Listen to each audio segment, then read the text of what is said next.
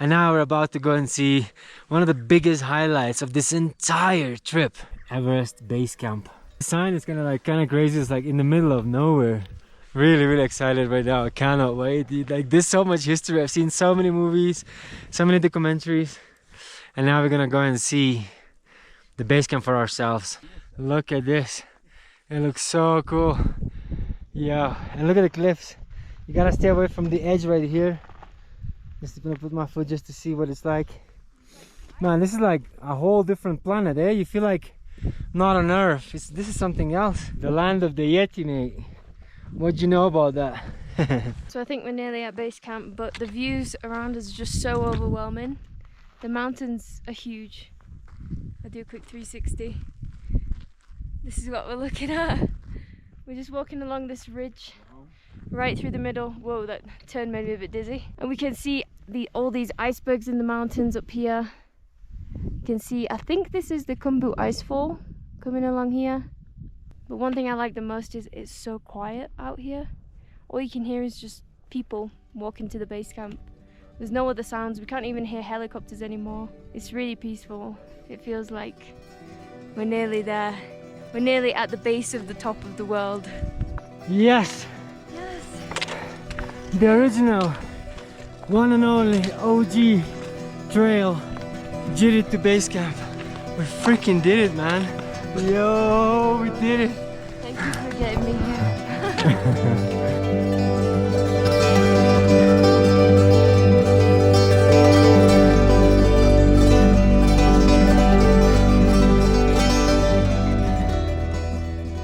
I don't know how many kilometers this actually was, but it was a freaking lot. No guide, no porter, Jiri to EBC. We did it. And here's one of our viewers who made it to EBC as well. Gosh, no way. Yeah, she did it as well. Oh, I will get you guys. I'll get your pictures. Yes, please. There, That would be yes. great. Yeah. Yes. Nice one. Yes. Yes. Pretty happy days now. After about 3 weeks, we have finally managed to get here. The anticipation was like crazy. Can't believe we actually did it. Travels on toast, you can do it as well. If you did it, anybody can. And here we are. Yes. Boom. Thank you very much. You're very welcome. Yes, thank you, Michelle.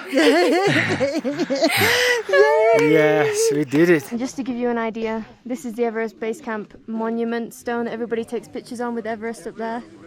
And this is the queue that has just formed to take photos, which we literally got here like 5 minutes before that happened. We were so lucky that we didn't have to wait. Spot on. Yeah. So, pretty happy. But man, what a trip, eh? It's not even in the end of the trip though, guys. Of course. It's not the end yet. Just asked one of the locals that if you walk somewhere a little bit there, you can probably see a little bit of the tents. Pretty exciting, you know, there's a whole lot of history in this place. Most of people on this planet watched a movie or watched a documentary about Everest. And this is one of the most infamous parts, the Khumbu Icefall. All this crazy moving glaciers, basically like a frozen river that is constantly moving.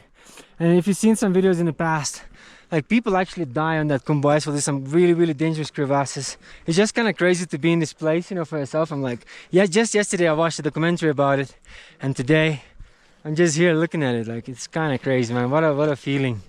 Man, you gotta appreciate it. This guy looks like they came from the movie. Look at that. So happy that we completed Everest Base Camp today. It's only 2:30 in the afternoon and we walked all the way from Lukla to Gorak, Shep. It feels like it's been 2 days since we left that place, but it was all in one day. And we were actually planning to go up Kalapatar as well, which is another hike nearby. It's one of the highest points on this whole trip. It's around 5,600 meters at the top of the viewpoint, about 500 meters from Gorak Shep up, so it's pretty steep. But we feel like we might not make it up there today because we would be rushing a lot. Sorry, that dry cough is catching up with me here in the mountains. So instead, we decided to just cook ourselves a second lunch because we seem to eat a lot out here in the mountains. We only shared it as well earlier. We had like one portion for 2 people. Yeah, we shared a portion of potato and beans. Chef Mario, what are you making us today? So today we have obviously a soup. Good for all. It's a hot and sour vegetable soup. but obviously we add our own stuff such as yeah, what's it called? Yeah, buffalo jerky. So the buffalo jerky here is amazing. Yeah. It's like it's not farmed, you know, it's from like it's free range. We bought this from a shop in Damel and it was so worth it. It's so good. It might look weird and smell weird, but it tastes pretty good. Chili, salt, seasonings, Garlic. and a lot of protein. Time to enjoy our beautiful hot and sour soup with buffalo and garlic. So nice. Good? I love it sour in the mountains. I always crave for sour and like something spicy. Yeah. It's gonna warm us up. And this is our view, which is pretty cool. Can't ask for a better view. I know, and the best part is like there's literally no people right now, just me and Olivia. And another great thing about today was that there was not a single cloud in the sky going to base camp. I'm so happy about that. Yeah. I've seen other people and they take pictures there. It's just cloudy everywhere. You can't even see in front of you. And I'm like, that must be so crap to have walked all of that way to get there and you can't really see your surroundings. But I'm so glad that we were lucky today. Just gonna enjoy this right now and yeah, head back, relax, and chill for the day, which is kind of good and chilling. We've been doing a lot of distance.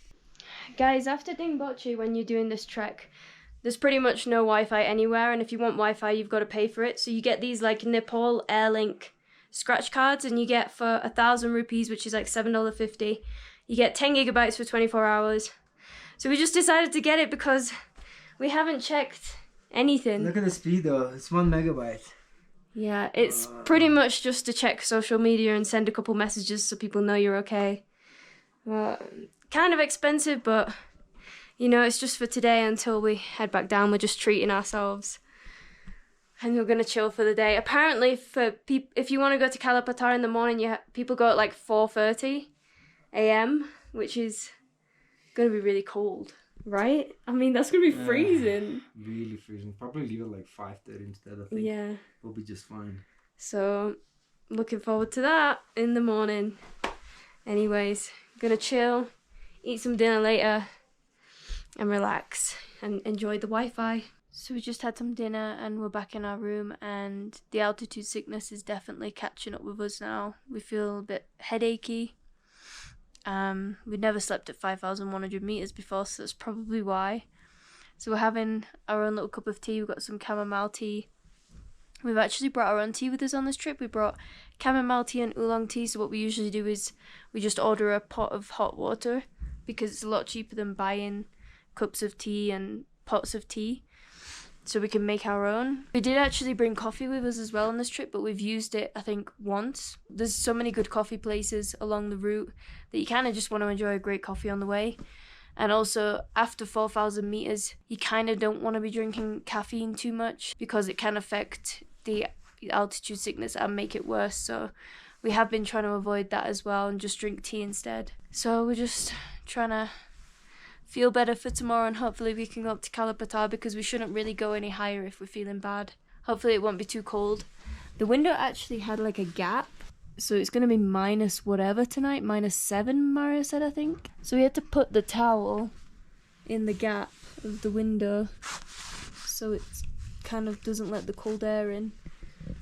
Yeah, they kind of need to build the lodges a little bit better for that, so it's not so cold, I think. Well, so it's time to go. It's too cold in here. I think we need to go.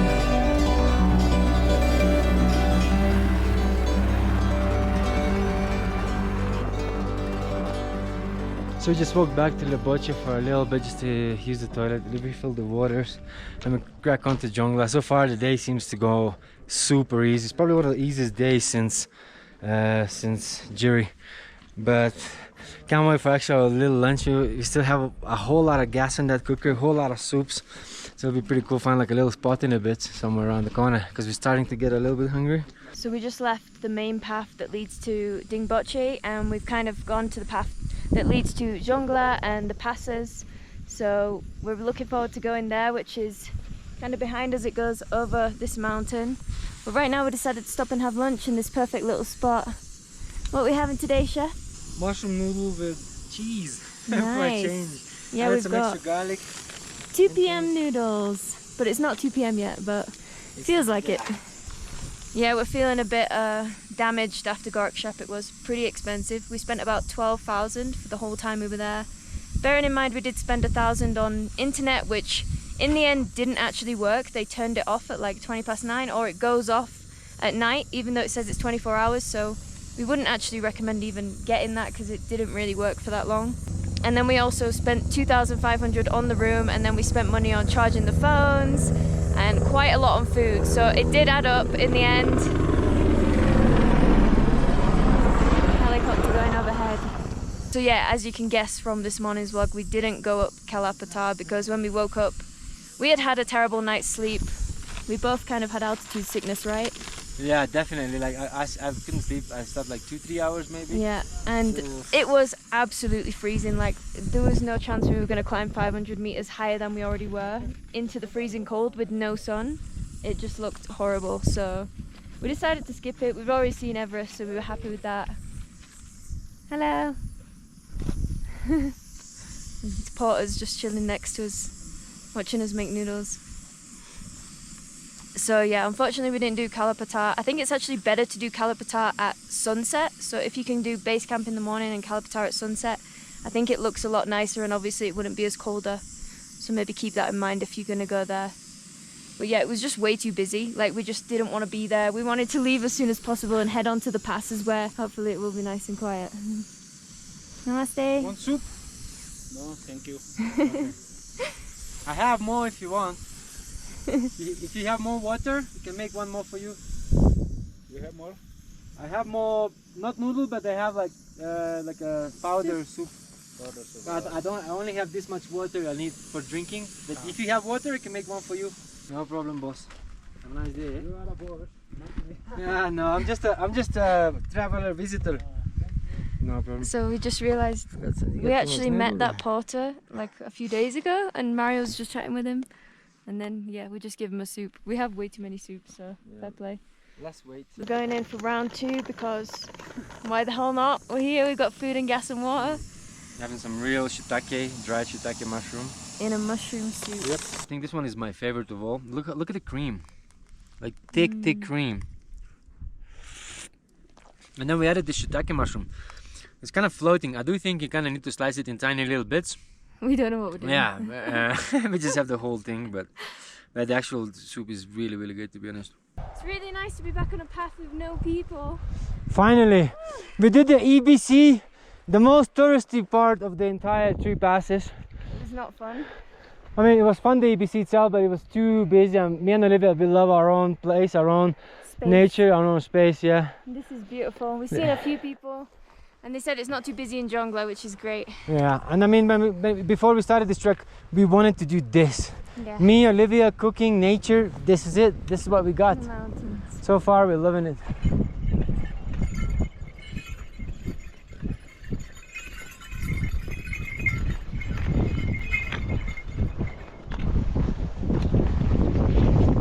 A few cliffs.